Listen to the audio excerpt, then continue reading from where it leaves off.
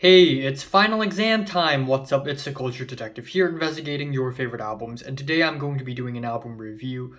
Probably my second last album review this year, and that would be the new Per Se album, Character Character. Except I lied, this is not a new album.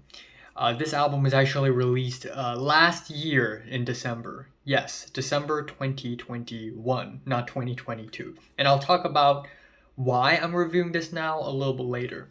But for now, yeah, Per Se is a pop duo, a canto pop duo from Hong Kong, comprised of Stephen Mock and Sandy Ip, and they have been making music since 2012.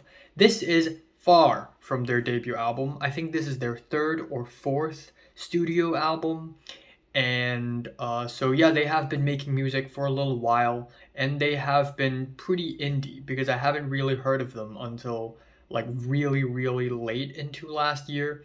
So yeah, essentially there is that. Now, the reason why I'm reviewing this album is actually quite funny. So I have been following Per Se quite closely ever since this year, and I found out that they're releasing an EP called Deca, and it's released about a couple of weeks ago, which I'm going to review in another video very soon. But I realized, out of curiosity, I checked when did they release their last studio album. Turns out their last studio album is released last year in December of 2021, which is incredibly ironic because that was around the time I found out about them. Yet, for some reason, I didn't get around to review that album, nor put that album in my year-end list. So I guess because of that, this makes this Per Se album eligible for the 2022 year-end lists. Because if you don't know this, some releases, some albums, songs, animes released in December of last year are actually eligible because I release lists in December as well, which means that a lot of materials released this year's December can only be ended up on the 2023 list. So anyways, Per Se's character, in case you haven't noticed already, the fact that I'm mentioning list weeks and all that is because I legitimately think that this Per Se album, Character, is surprisingly good, and it may actually end up in my year-end list. Oh my god. So let's start off with Kingdom from Far Away, a 1 minute intro track with some passionate guitars, gorgeous pianos, and some opening lyrics, which are very cinematic, cinematic. It feels like an opening to a movie where the main character of the album begins their journey dreaming of a kingdom very far away. Now, there are a couple of things you need to know about the entirety of this album. This is cantopop, but this is nothing like your average cantopop song.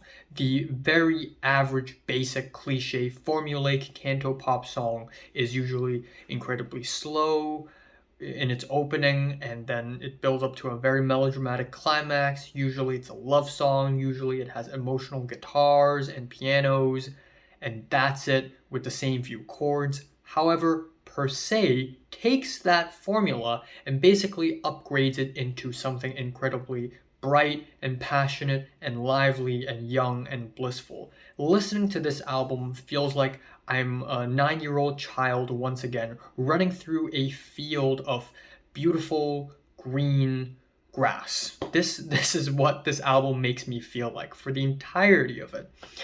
And in a way, you can say this album basically rips off, or at least if I have to make it sound better, this album takes a lot of inspiration from Japanese rock music, and that's very much true.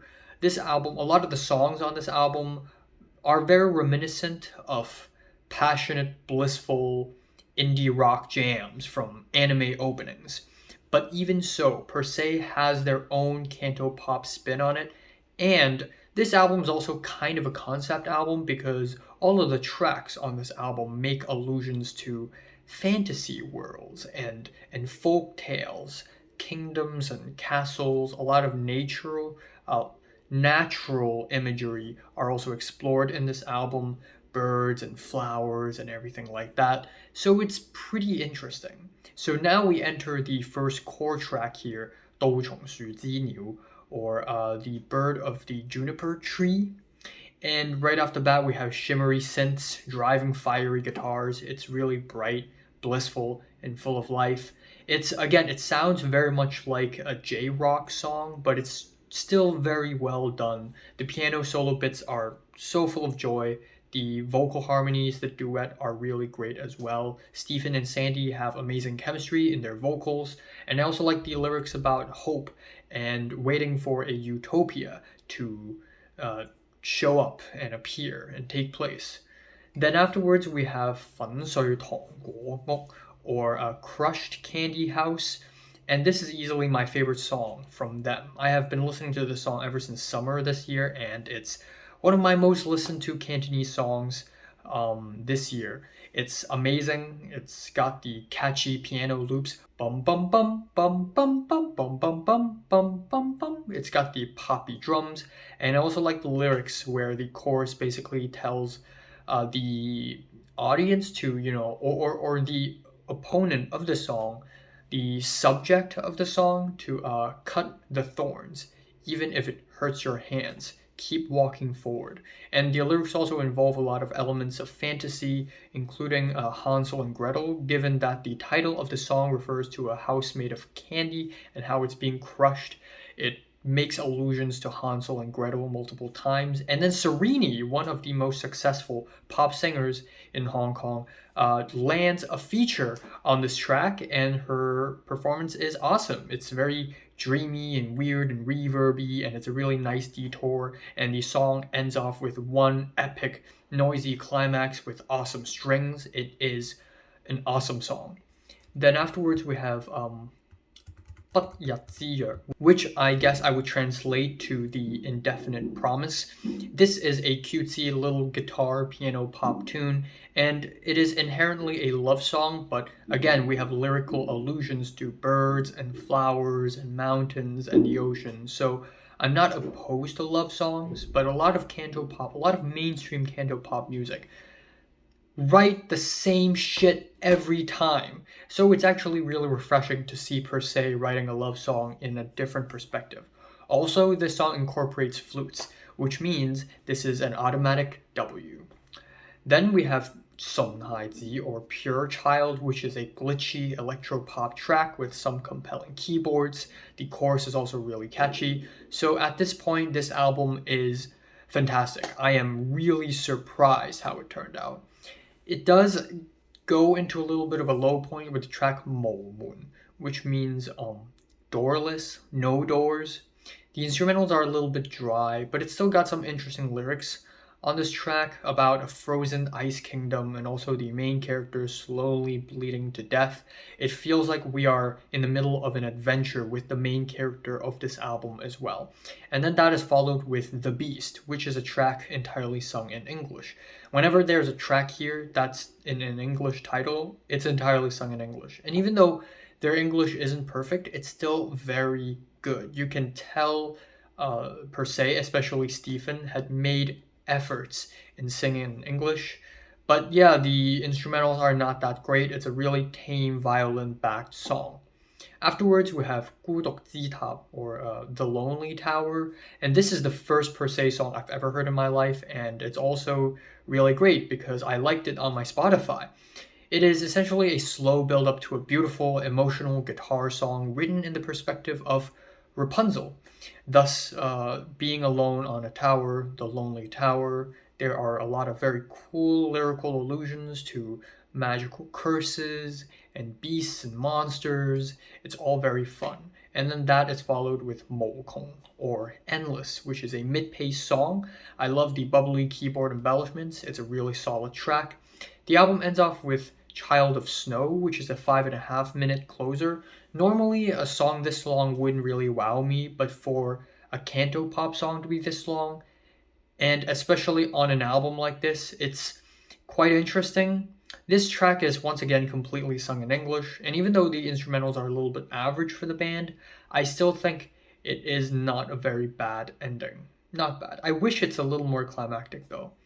So yeah, I am truly surprised because if you don't know this, I try my best to review as many Hong Kong albums as possible on this channel, whether it be Hong Kong rap music or Canto rock or Canto pop, even electronic music from Hong Kong. I try my best to talk about all of them, and rarely, very, very freaking rarely, do they get more than a 7 out of 10. And surely I don't think this album is perfect. It's far from perfect. I wish there was more diversity to their music because at the end of the day, a lot of the tracks on this album still sound pretty similar to one another. They're all super bright and blissful for 40 minutes straight, which is great, but I wish there's more of an up and down. I wish there's more storytelling as well, given that we have a fantasy concept. I want to see this concept go even harder, you know. But aside from that, I am truly, truly impressed. There are tons of great artists in Hong Kong who can't even make an album better than a 7 out of 10. And somehow, for the first time in this channel's history, for a Hong Kong album released recently, I am giving Per Se's Character an 8 out of 10. Yes, I've given Hong Kong albums an 8 out of 10. Only two. One is the sophomore album to My Little Airport, and the other is an EP from See All Star, which is from the 2000s as well. And they don't really count because they're not recent. But for the first time, Per Se has done it. So have you listened to Per Se from 1 to 10? Would you rate it, like it, and subscribe if you want more, and thanks for watching.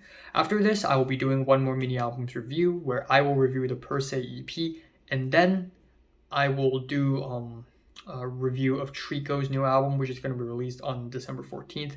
I know Lil Sims just dropped an album, but that would have to wait until 2023, unfortunately.